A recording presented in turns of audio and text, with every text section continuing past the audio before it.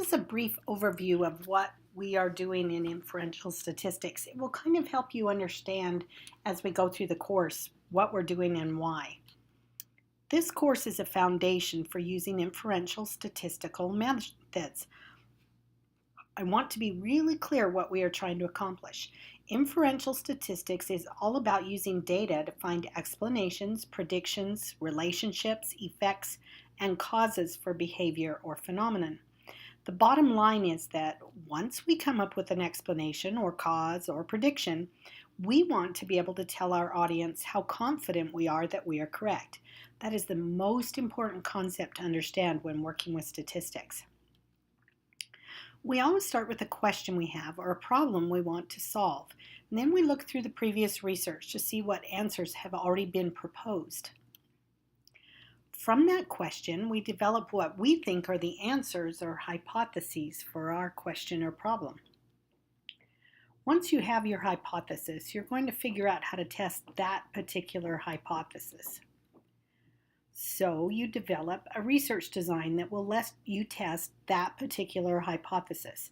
As part of your research design, you determine which variables you need to consider and how you will measure them. You also determine how you're going to make a sample and of what population. You also decide which analysis to do to best test your hypothesis. When you look at your results, you need to decide how confident you are that you have an answer. So you're going to look at the probability that's associated with your results. This is where the inferential part comes in. You take your results and your confidence in them, and you make inferences to answer the original question or problem. So let me put it in a story form. I want to know if after-school tutoring can help third graders read better. I search for answers and find that one-on-one tutoring seems to be pretty effective, as well as tutoring that's done by an educator as opposed to a parent or a peer. So I developed several possible predictions. The one I really want to look at most is whether student-to-student tutoring, using fifth graders as tutors, is better than teacher-to-student tutoring because the teacher has multiple students in the room. So I decide to test a hypothesis that student-to-student tutoring will be more effective than teacher with group of students. And I predict that both of these will be better than no tutoring at all.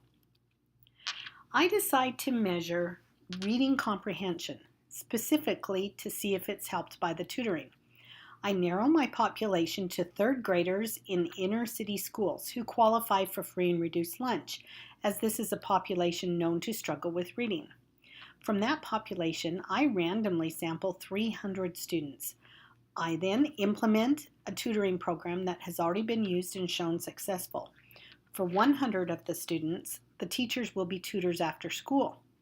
For 100 of them, fifth graders will be tutors one-on-one. For 100 of them, there will be no tutoring program.